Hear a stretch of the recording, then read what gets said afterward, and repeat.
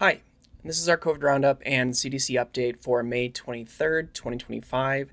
Starting off, we look over to our nowcast estimates from the CDC, looking at our COVID genetic surveillance program, and we see that it has not updated for this week, even though it was supposed to.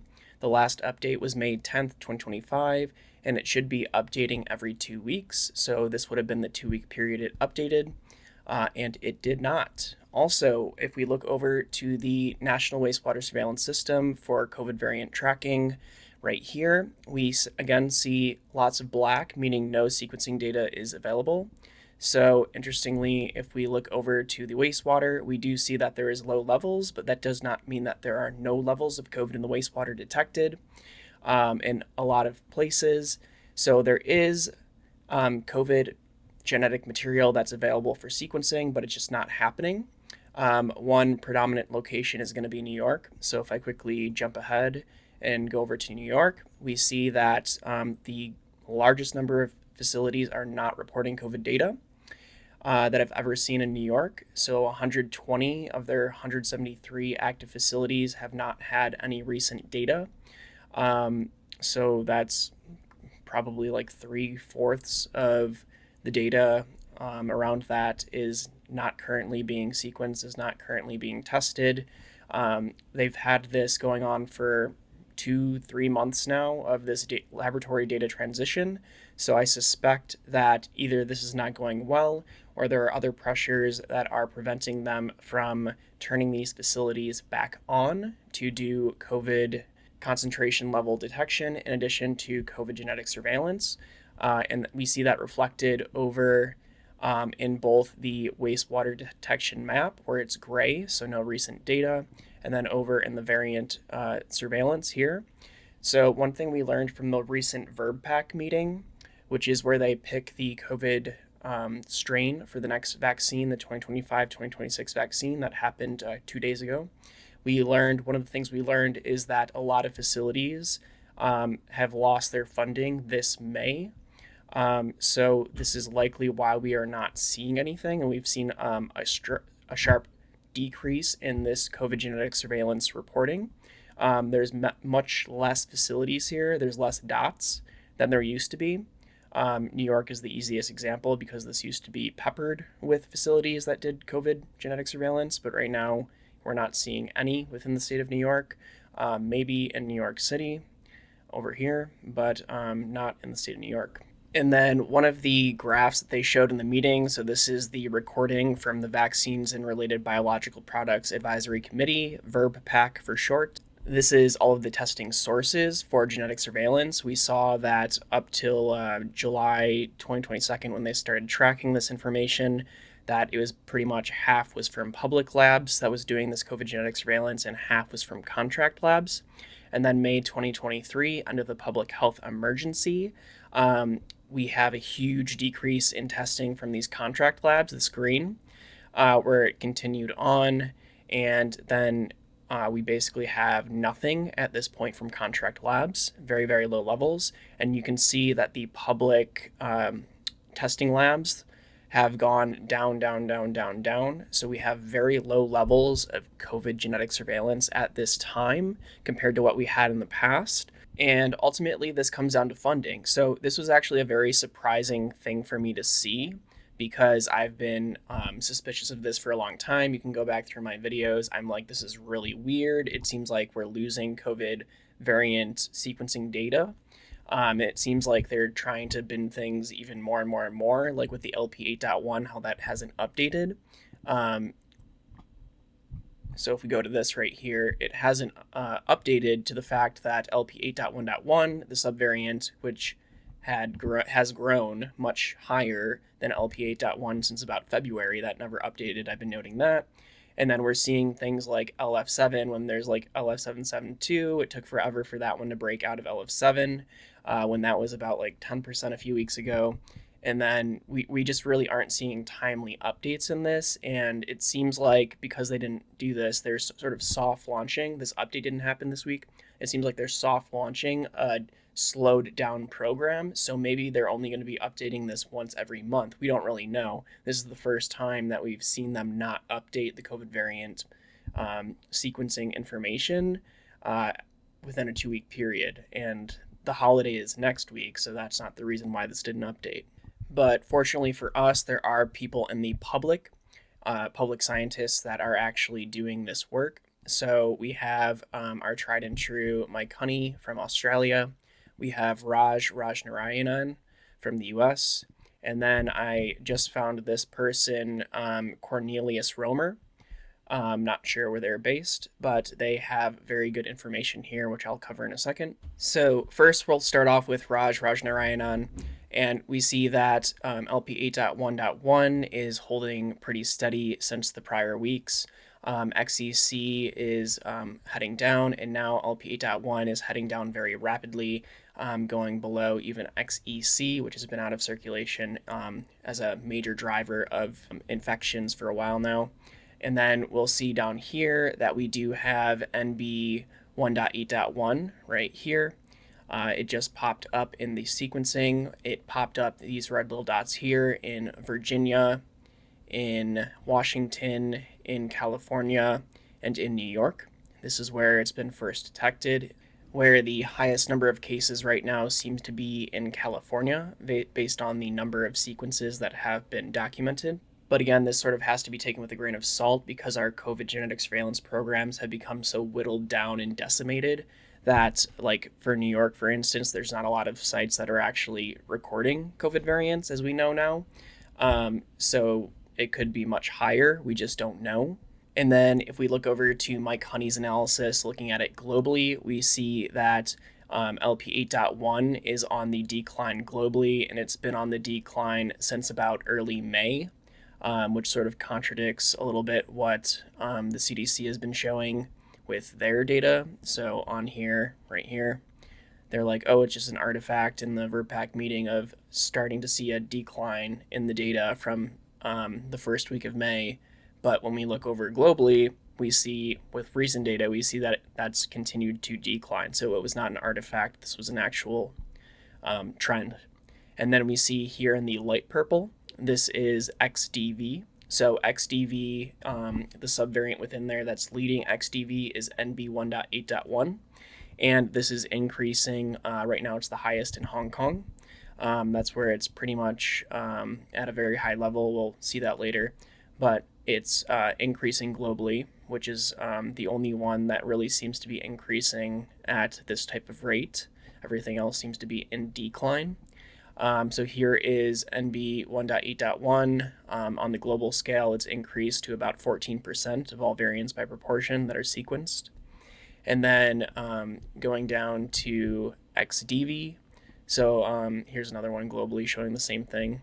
And then XDV, we see that it's increasing in a lot of different places. Taiwan, it's increasing. In Hong Kong, like I was mentioning earlier, it's basically all sequences detected right now are from NB 1.8.1, showing that it's highly virulent. It's able to infect a lot of people. So this is likely a sign of what's to come for us. This is why we look at things globally. It gives us an indication of what will happen within our own country. It gives us an inclination of what variants will be leading the next waves. This is why it's silly that VRBPAC has this policy that they're not in the business of chasing variants, because it's very easy when you start looking at things globally and you start looking at the trends to pick up on these patterns of things that are increasing, like XDV, specifically the NB 1.8.1. And then we'll look over to Cornelius Romer's COVID variant report. It seems like he's been doing this since about July 20th of 2022. So looking through it, we see that it has a very detailed breakdown of all of the major variants. So let's start off towards the beginning. So right off the bat, we see what we already know, that XEC continues declining and is no longer dominant in almost all countries except for Japan, where it is still dominant and growing. LP 8.1 is dominant in North America, parts of South America like Brazil, and then much of Europe and South Africa, the only continental African country with more than 10 sequences from 2025, and it is still growing in Australia. LF7 appears to have peaked, and Russia and Peru is dominant in the first quarter of the year, and at around 40% in Singapore and Chile. NB 1.8.1 is growing globally. It is dominant currently in Hong Kong and China, at 5 to 30% in most other countries like the US. We just got our first sequences of it, so it's starting to grow here. And XFG is the most common in North America and Europe, where it is growing as fast as NB 1.8.1 and at similar frequencies. So these are the two likely drivers of our summer wave here in the US is going to be NB 1.8.1 and XFG. Currently, I think NB 1.8.1 is going to have a growth advantage over XFG because of what we're seeing in Hong Kong. And then, so what is XFG? XFG is a recombinant variant of LF7 and LP8.1.2. So this would be a part of the LP8.1 family. And then skipping down, NB1.8.1 is a variant of XDV. So first, what is XDV? XDV is a recombinant of JN1 and XDE, which itself is a recombinant of two XBB sublineages. So XDV is going to be branching from XBB, which was in circulation around early 2023, 2022, if memory serves. So we're going to have here I can actually show you the CDC's chart down here. So XBB was way over here. We're currently over here, so we're going to be having a branch essentially from XBB to JN1, which is seated right here. So we're going to have a little bit of a branch between this, creating a new lineage, a new thing that could evade our immune systems. And then going back, so it's a recombinant of two XBB sublineages, GW5.1 and LF13.4, which makes up XDE. That's what that is. And then XDE and JN1 combined and created XDV. And then several mutations down the line of XDV, we now have NB1.8.1, which is a descendant of that XDV. So what does that mean? So when you have a recombinant lineage, it means that a person was infected with more than one COVID variant at the same time. This is going to happen increasingly frequently, as we've been seeing, because there's so much COVID out there and people are not taking any mitigation measures whatsoever globally. So when we have these two things combining, then you're going to have lots and lots and lots of recombinant lineages, which are going to get better at evading our immune system. And not only are they going to get better at evading our immune system, they're also going to have better chances to have stronger binding to our ACE2 receptor or our nucleocapsid protein receptors, the TMPRSS2. And we're seeing that NB 1.8.1 actually has better binding than the XFG. So currently in Europe and North America, both XFG and NB 1.8.1 are growing at similar frequencies and similar rates, doubling every 1 to 2 weeks. And it's currently unclear which lineage will be more successful in the long run. But again, as I was mentioning earlier, NB 1.8.1 has a relatively higher ACE2 binding affinity than XFG, but XFG has higher immune escape. So this is going to be an interesting battle between binding better to receptors, so you would need less virions to come in contact with you to cause a productive infection, versus being able to escape prior immunity with the XFG. Which one's going to win out? We don't really know. But regardless, that seems to be our COVID variant situation at this time. I personally would have liked to see VerbPack make a bold choice and select either XFG or NB 1.8.1, preferably for me, NB 1.8.1, since they like to go with a monovalent versus a bivalent. Otherwise, I would have said, yeah, do a bivalent, pick both of those. But looking over to our COVID wastewater situation right now, for the 1,099 sites currently reporting data, we see that those at the low levels is 403 facilities, and the rest are at high levels, so excluding these 42. So I'd say about half of the country is at low levels, about half of the country is at moderate levels, and slightly increasing levels.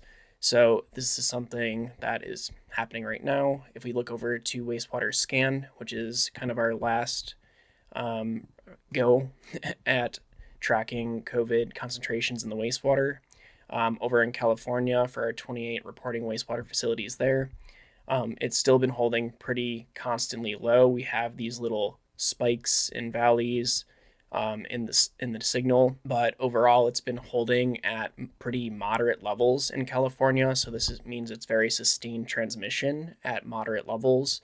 I would not call this low levels. If you look over here, this is what I would call low levels of COVID in the wastewater. This is going to be moderate to low level high. And then if we look over to the 148 reporting wastewater facilities to wastewater scan in the US, and we capture all of the data because it's always important to look at everything. We see that in general, we are heading downwards in terms of our COVID wastewater concentrations. And then if we zoom in to the current data, we can see what places are the highest. So right now, Montpelier, Vermont is the highest in terms of COVID wastewater data. And then we have Kinston, North Carolina. And then this is going to be followed by Mulberry, Massachusetts. And that is our COVID Roundup and CDC update for May 23rd, 2025.